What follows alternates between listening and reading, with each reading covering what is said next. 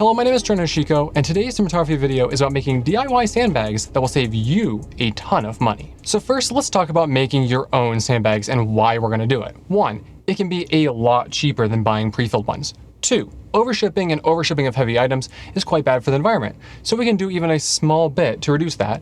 And 3, it's fun to make things that are physically tangible. But let's focus on the cost right now. Here are a few pages for the 10 and 15 pound pre-filled weight bags on B&H. They're respectively $43 and $22 when you include the taxes, and that is per bag. If you have a few C-stands, light stands, mic stands, a tripod, and even have a chair that you want to hold in place so it doesn't move between interview takes or something of the sort, you could easily need 10 to 15 bags depending on the weight that you're using. That would set you back between $430 and $220, or an average of around $300 if you mix the sizes. If you're a small business, a hobbyist filmmaker, or just getting started out, that can seem like a lot of money to spend on something that feels extraneous. But let me be very, very clear here. Sandbags are a necessary and important and non-negotiable safety tool, and without them, you're putting yourself and your team in danger. Whether it's the risk of a tripod tipping over, which sucks and costs a lot of money, or a light stand falling on somebody, which can seriously hurt them. It just isn't worth it to cut corners in regards to safety. So that is where my DIY bag solution comes in.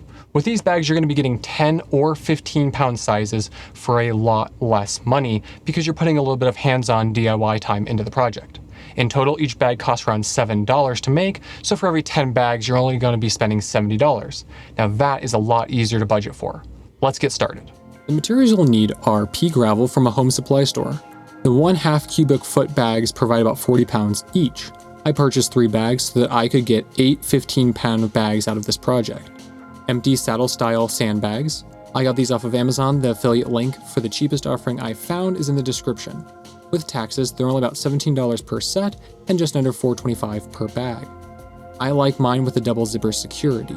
Now this part is technically optional, but if you want your bags to last a little longer, get a pack of gallon freezer Ziploc bags in addition to quart freezer Ziploc bags. Make sure that these are the freezer style because the plastic is a bit tougher and we want these to have added strength in any way that we can. I bought my bags in bulk, so not all are being used here, but the cost is under 20 cents each for a total of around $8 worth of bags for this entire project. You will need 4 quart bags and 2 gallon bags per sandbag. I like knowing exactly which bag I'm picking up, so I spray painted the weight on mine. I already had spray paint around, but if you don't, the cheapest you can get that works on plastic is about $2 and should be plenty. And the last material you'll need is some scrap cardboard boxes. At least 2, but more than 3 is ideal. The tools you'll need are a scale, some sort of cup you don't mind getting dirty, a wheelbarrow, or a large bowl, some thick palmed work gloves for safety, a bucket, and a water source. I also optionally include a gardening hoe to mix the gravel with. Let me break here to say that some of the accessibility of this project works by having an outdoor space to do the actual overall, gravel processing in. I'm not only a bit meticulous about how I'm processing it, but I also have that outdoor space. If you don't, because you live in an apartment or you live in the middle of a city, the steps will need to be adjusted, but I'm confident that this can still work for many people. Professionally filled sandbags often use steel shot or BBs instead of sand. This is for durability reasons, and steel is also a dense material that has a lot of weight to it. So why didn't I just go and buy steel shot in bulk and fill my bags with it?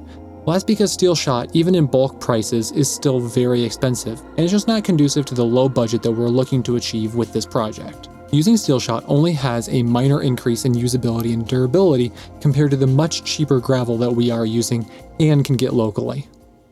After submitting my order online, off I went to pick up my gravel from Lowe's.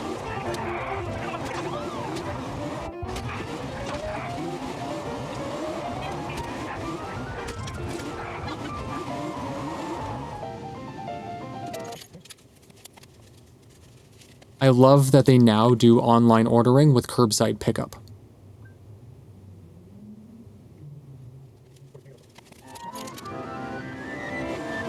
I then brought my gravel around to where I would be processing it.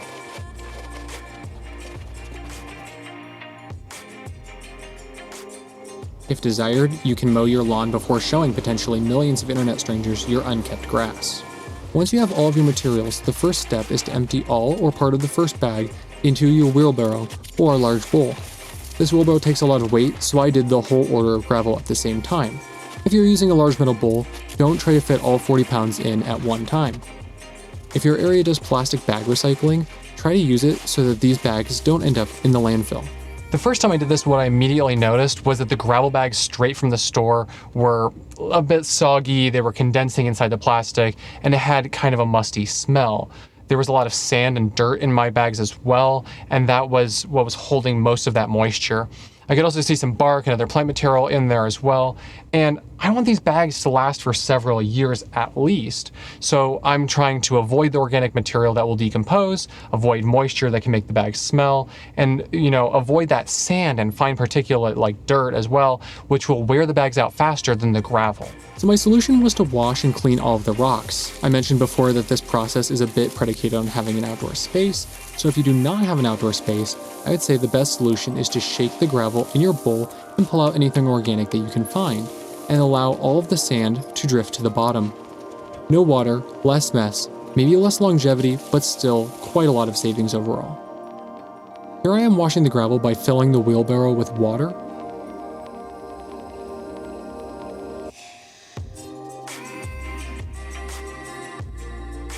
Shaking the material, stirring it with my gardening hoe, and then scooping out any organic material.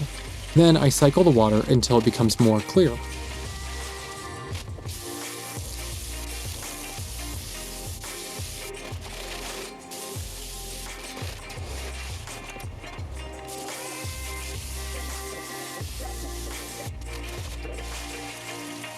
It doesn't have to be perfectly clear, but you want it to not be purely muddy looking water. I'm making sure to pour out the water onto trees so that it still goes to a good use. Now that the rocks are looking a lot cleaner and the water's looking clearer, I know that the sand and silt that remains in the wheelbarrow is at the bottom below the gravel. I'm going to prop up the wheelbarrow in the sun so that any remaining water after the last rinse drains downwards. Coming back a few minutes later, you will have a layer at the top that is starting to dry out. Use your cup to scoop up the driest areas and lay it about an inch thick on your first cardboard box, and then place that into the sun. Let it all sit in the sun for about 20 minutes, and then come back and split the contents of the cardboard box into 2 more cardboard boxes, now in thinner layers. Shake these periodically. Now take the next driest layer out of your wheelbarrow and put it in the first cardboard box, once again about an inch of thickness. To help with the drying, make sure all of the cardboard boxes are in the sun, and you can even prop up one edge to influence the drainage. Wait another 20 minutes before you come back. If you want this process to go faster, you can double the drying stations, and at the 10-minute mark I would often go and shake the drying stations to rotate which rocks were in the sun.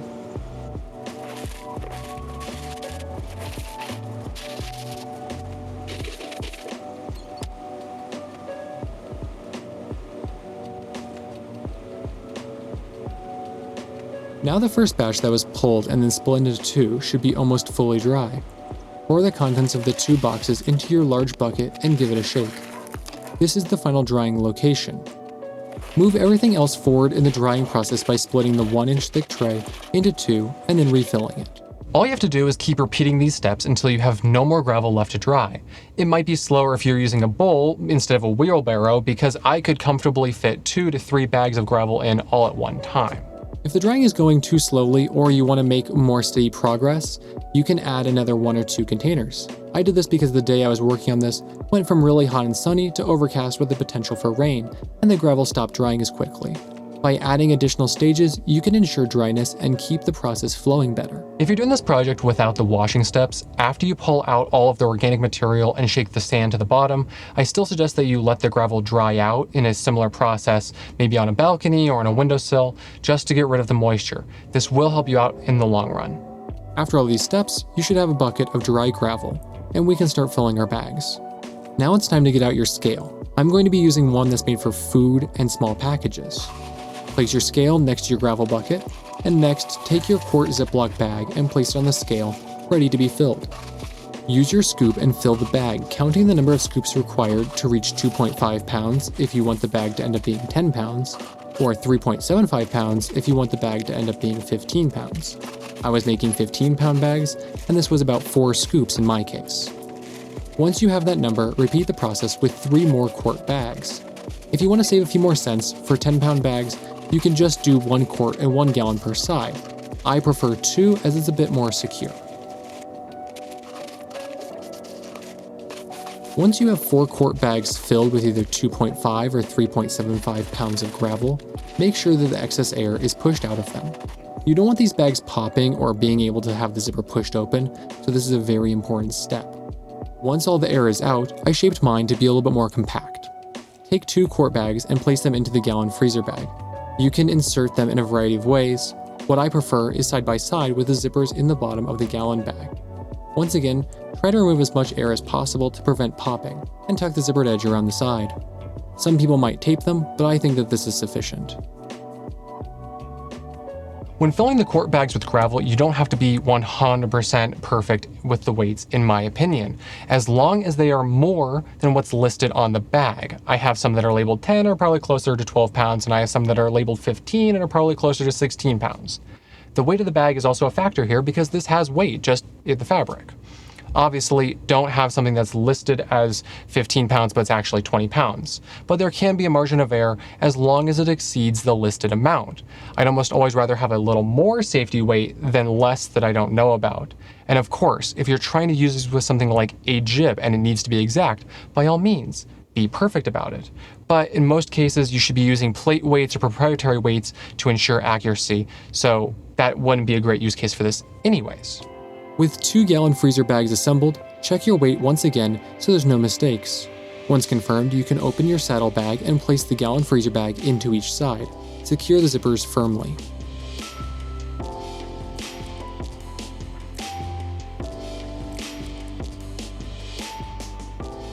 Keep doing that process until all of your gravel or bags are used up. Now it is time to label them. Get a scrap piece of cardboard and create your stencil for the weight number. I was making both sizes, so I did 10 and 15 pound stencils. To be honest, I don't care much about the look of it as long as people know what size they are picking up, so I wasn't too careful with the quality. I actually did this step while the gravel was drying. Now it's time to grab your spray paint and a mask. Remember to always wear a mask when working with spray paint, as the chemicals involved can be very bad for your lungs. Line up the stencil how you like it, and then spray each number onto the bag's surface. Now you just have to leave them to dry for about 30 minutes. And that is it. On a day without too many clouds that interfere with the drying process, I can do the whole process by myself in around 5 to 7 hours, and that includes picking up the materials from the store. Now this obviously depends on how quickly the drying actually takes place. This is a great weekend project, and since the latter half of it is mostly waiting around, you can do other things between checking the dryness levels of the gravel. For example, I mowed and then baked chocolate eclairs. If you found this video helpful, I do really appreciate the likes on my videos. It helps me with the YouTube algorithm. If you have any questions about my process or how to actually accomplish this project, please leave them down below. I'm happy to answer them. If you like DIY cinematography videos like this one, please subscribe for upcoming videos about tools for cinematography, lighting, and micro-budget filmmaking.